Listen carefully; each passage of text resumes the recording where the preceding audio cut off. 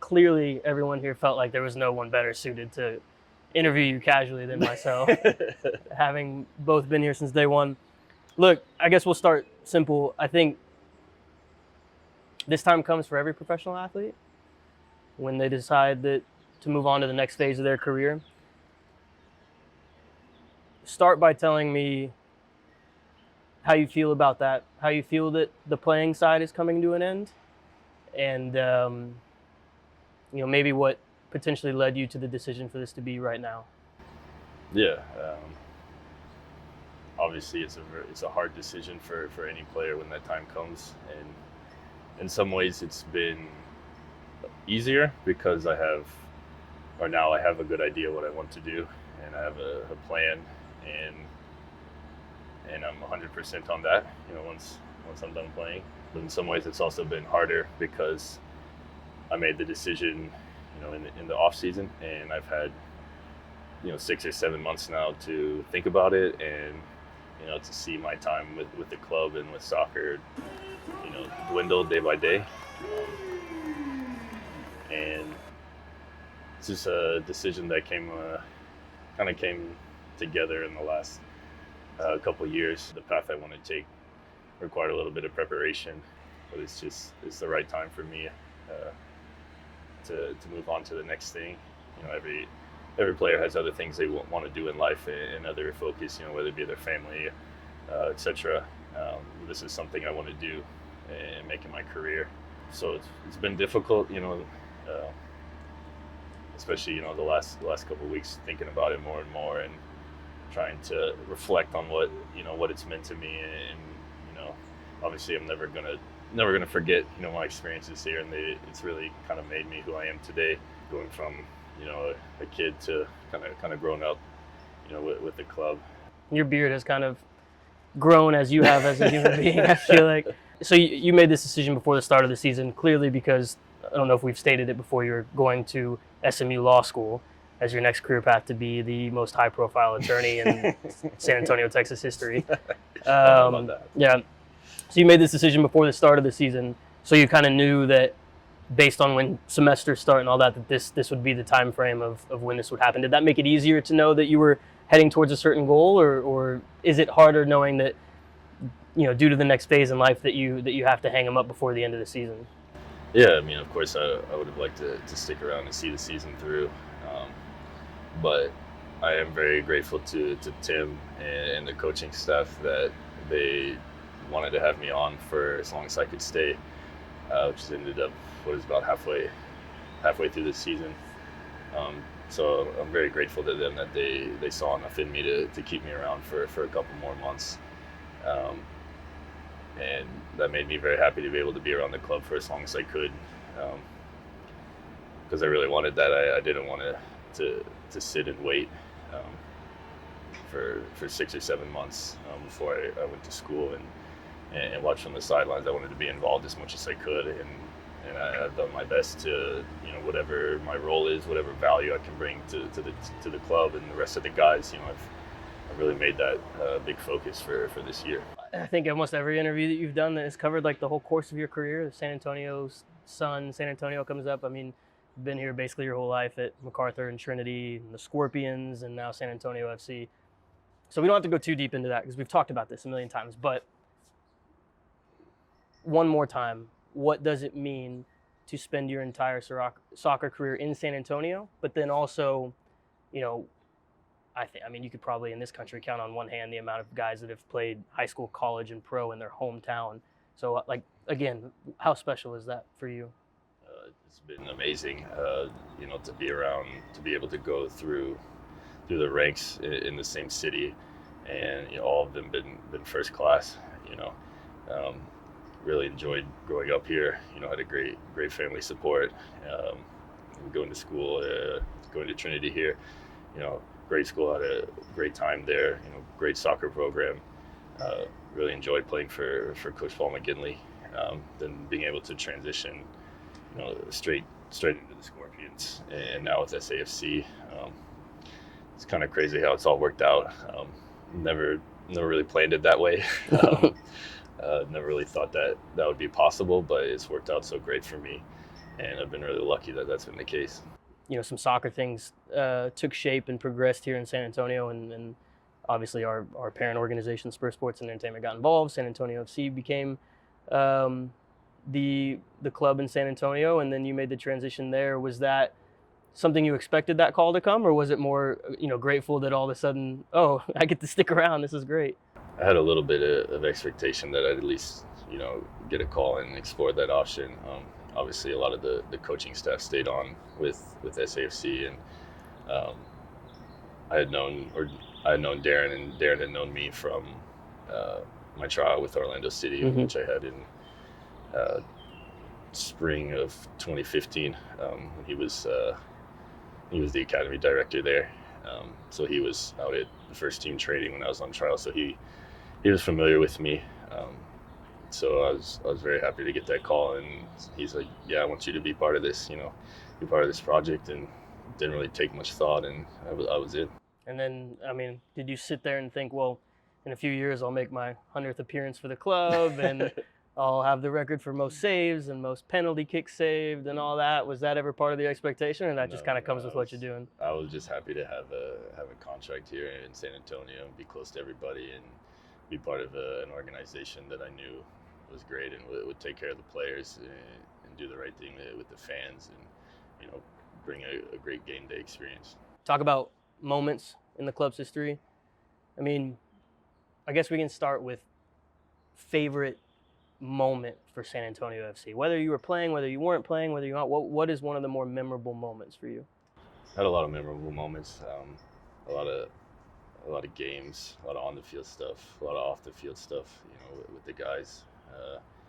But one that's really stuck with me is a recent one. I think it was New Mexico at home, regular season last year.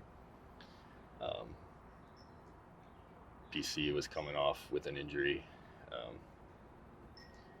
He's walking off, and went up, gave him a little pat, of course, and he gave me the armband, and that really meant the world to me, that he saw me as, a leader of the team and worthy of wearing the armband for this club.